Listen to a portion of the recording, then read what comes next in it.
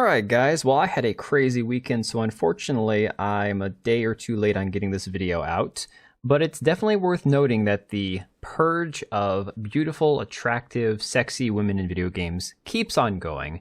This pointed out in this article from Clownfish TV talking about how Lara Croft's sexy pinups were removed from Tomb Raider 1 through 3 remastered.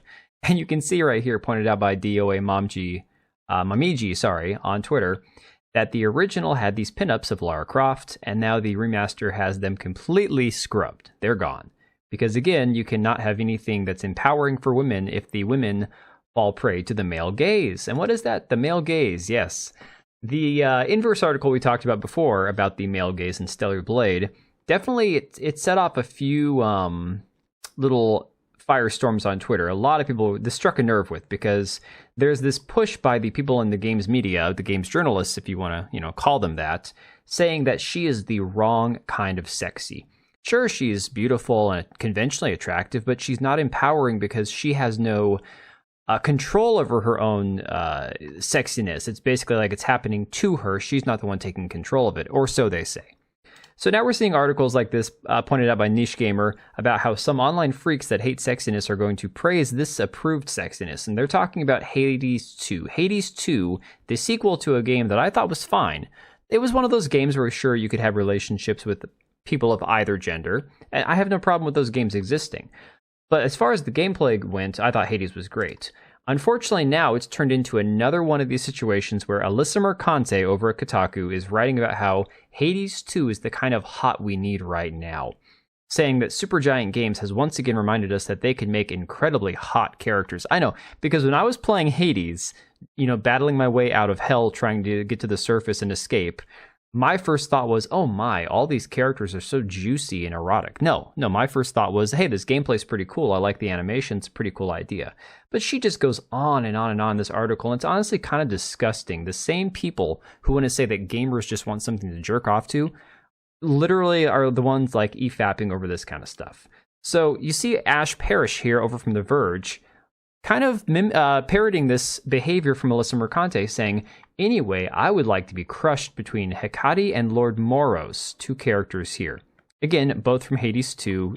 Again, she's just like oozing with, I don't even want to go there. She's just being, a Kumar, basically. And so you got Flash pointing out here saying if this woman is gay, she can be sexy. They won't complain about her then. Eve is probably straight, and that's why her body's a no-no. And it's true. He's pointing out these tweets from Alyssa Mercante saying how they want their women to be virtually silent, overly sexualized dolls in video games that they can jerk off to without having to wash their ass or clip their nails or even show a single attractive quality. This is her view on people who think that Eve from Stellar Blade is attractive. And now here we have her article doing the exact same thing over these characters from Hades 2. Very weird. You got guys like this, Michael Iron Stylus on Twitter. He's had some horrible takes about all this stuff. I think he's chimed in on the Warhammer stuff, if I'm not mistaken. I know I've seen some tweets from him recently. And then he's responding to this tweet saying that game journals are praising the design on the left of Aphrodite here, while simultaneously bashing the one on the right. Make it make sense. And he tries to explain it away. He's like, well, literally no one has a problem with the one on the right aside from it being pretty bland and seemingly kind of shallow in its design. Maybe the game will be good and there's reasoning. And the one on the left is just chef's kiss with all applicable context and intent. And he's comparing, again, Aphrodite to Eve. And we're going to get more into where they see the difference between these two characters as we go through these tweets here. So you got Packer Girl showing that some of these people are looking at Aphrodite, the goddess, not god, not male, not androgynous, goddess Aphrodite, saying that she is T-coded, T-girl coded, as in transgender. Responding to her are these people saying that Aphrodite in all incarnations is not only T-girl coded, but also depicted as a T-girl frequently. It's why she's the best. Oh, she definitely looks like a T-girl. I'm sorry. I'm not trying to be mean to anybody. I've never seen a transgender person that can pull off looking female quite this good. Just gonna throw that out there, all right? Just saying it. Lunar Archivist points out how these people like Claire Bear on Twitter tries to say Aphrodite is not the god of sexy women, she's the god of love. Her face was designed to be androgynous to represent men and women's attraction. It's a design with thought put into it, unlike the Stellar Blade, which looks like it was designed with one hand. And this guy's like, it would be silly to draw with two hands. You only need one hand to hold the pencil. And of course, she got community noted, where it says Aphrodite has historically been depicted as a symbol of feminine beauty, often depicted nude or wearing clothing that accentuated her curves and elaborate jewelry. She is not androgynous, and that is 100% correct. But again, these people only see what they want to see.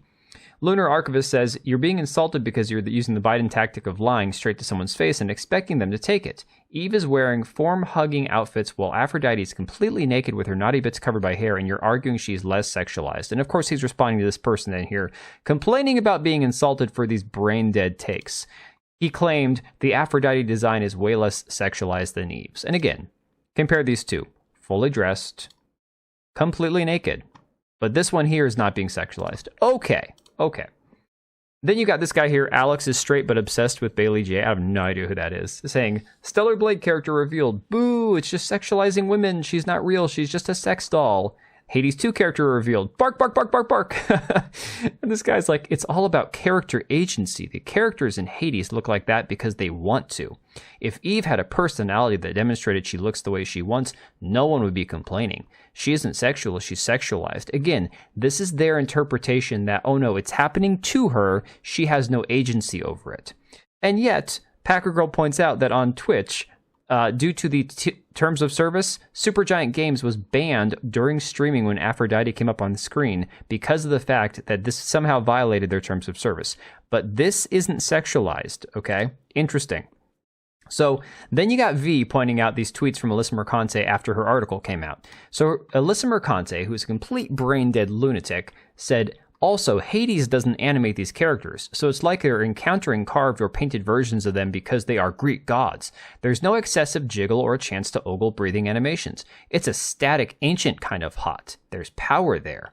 Also, everyone in Hades is hot. It's got everything twinks, bears, dommy mommies, scary daddies, bodacious babes, weird little guys, feral girls, cursed cunts, sexy theys, and brooding boys. Basically, she's a degenerate, is what this comes down to. Sophia's like, this person who worked in the adult film industry and is willing to go back to it if her job at Kotaku fails, according to herself, is creating the new morality and logic on why stuff like that she likes, Hades, is sexy, while the stuff we like is disgusting and pornographic, as in Stellar Blade. Of course, the over-the-top murder, gore, and violence in Hades is perfectly acceptable for her modern sensibilities, but the sight of a bouncing breast is what frightens the American journalist psyche. Why are people like this? And I have no idea. Too much leftism, too much liberal, left-minded politics. I don't know. I know not all liberal people are like this. Liberals used to be okay with this stuff, so I don't understand what's going on. Hypnotic says, remember, folks, it's okay to sexualize characters, but only if that game bends the knee to their diversity overlords. If the game doesn't bend the knee, then it's not okay and must be shunned. It's okay to sexualize as long as all the LGBTQ kinks are there, and that's what it boils down to. And yet, these same people, if you want to talk about these weird, degenerate, Coomer brain people, have all been freaking out over the ghoul on the Fallout TV show, okay? Not even kidding, this is a real thing. Hypnotic says, Kotaku, Queens of the Hypocrites, wrote not one but 2 articles in the last couple of days openly sexualizing characters in video games and TV. This is the same company that attacked gamers for sexualizing Eve. And again, you can see this article here from Kotaku, talking about how everyone's having sex or thinking about it, and that makes them way more interesting, talking about, again, the Fallout TV show, where these people can't just sit and enjoy a TV show about a dystopian apocalyptic universe. They have to sexualize it somehow. And now, it's really funny. We're getting back to Ash Parrish, right? Ash Parrish, who talked about wanting to be sandwiched between 2 of the Hades characters. Ash Parrish, who's also written articles about, Sweet Baby Inc. and all the rest of this crap. The same lunatic who tried infiltrating the Sweet Baby Inc. detected Discord. Saying here, the funny thing is, people weren't really saying Stellar Blade itself would be bad, only that the game's chosen example of sexy was remedial. And again, this is this weird, I would say borderline bigoted mentality that because Eve is Korean, that is somehow bad because it appeals to the traditional white male audience. And I don't think it's specifically white men. I'm sure that all races of men can be attracted to Korean women or Japanese women or whatever, but they make it a weird racial thing. She says, Blackthorn Eve represents a very basic perspective of what is sexy. Putting an attractive body on display for titillation indeed has a very broad appeal, but fails to tackle some of the deeper aspects of what makes a character truly sexy.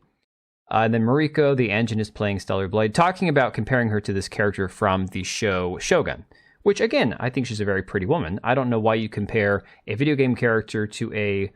What era is this? 1400s Japan? I mean, come on. Not even in the same ballpark. And of course, you have these people from The Verge, Ash Parrish again, writing her own article about how Hades 2 is just a test in self-control, going on about these ooey gooey, yummy, scrumptious characters that she just can't wait to jump into bed with, okay?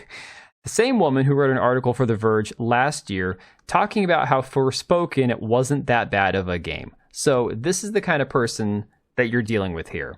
She then, a few days ago, made this claim. This has nothing to do with the Eve or Stellar Blade situation, but this is just the kind of person she is. Just to clear the air, yes, there is a video game journalism blacklist. It is curated by me personally, and it's everyone who didn't play / like Marvel Midnight Sun, Guardians of the Galaxy, and Forspoken.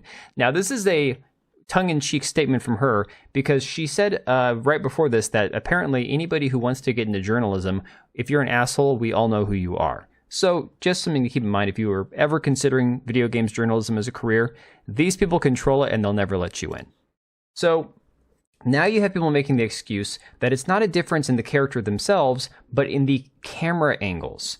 So this person from Games Radar, Jasmine Gold Wilson, says camera angles say it all. Aphrodite is shown from a low angle. She has agency, she is a powerful and intimidating figure. Eve stares blankly at you head on when you're not sitting right behind her spandex-covered ass, observing her from above because you have power over her. Power over her. It's a video game, guys. Power. But these are the kind of people we're dealing with. This gal here that got destroyed, complaining about, well, sorry, not complaining, talking about how everyone's complaining about the changes to the Warhammer lore, about the female custodies, and saying, but now we've got 9-foot-tall muscle mommies. They'll call you a degenerate while they talk about their 9-foot-tall fantasy fetish muscle mommies, okay? V points out that a lot of this has to do with the safe, horny starter pack here, that essentially, as long as you have the right kind of sexualized character, gay, muscular women, interracial, domineering over men, all these kind of things, or objectifying men, that's okay, then that's all right. Anything that goes outside of that is not acceptable. And so, of course, you can see this, again, pointed out by Cabrutus, talking about how they want to control and dictate what we find attractive or not. And you see this little drawing here. It says, should be sexualized, superior Western style, showcases diversity, made to accurately represent marginalized groups, realistic depiction of women, creates a safe space for everyone that I like. Shouldn't be sexualized. Inferior Asian style, follows white supremacist beauty standards, made for incel gooners, unrealistic and unhealthy depiction of women, appeals to misogynist neo-Nazis. And that's exactly it. This is the way these people look at this. This is the reason we're seeing so many articles pushing against Stellar Blade, when the reality is, you should be able to like both games. You should be able to say, hey, Hades 2 might be good, Stellar Blade could be great. I mean, fact is, Hades 2's protagonist is a woman. It's the main character from the first game's sister. So you should be able to compare these back to back and say, hey, these are two female protagonist-led games. What if they're both good? Wouldn't that be a great win for everybody? But no. They choose to focus on the fact that there is the whole LGBT aspect to it, the diversity that they can push, the fact that one of these gods is now in a wheelchair and fat. And this is what they want in a video game. So let me know your thoughts down below. Make sure to check out MetaPCs, and I will catch you guys later. Alright, and if you made it this far, thank you so much for watching the video. Thank you for being here. I do have two channels, Minimal Effort Podcast, as well as my gaming channel. I do have a Twitch and Kick for my gaming channel. We do live streams over there occasionally, maybe once a week. And then if you are in the market for a new PC, make sure to check out MetaPCs. Click the link I have down below. Use code TBO at checkout for a special discount. Thanks again for watching, and I will see you next time.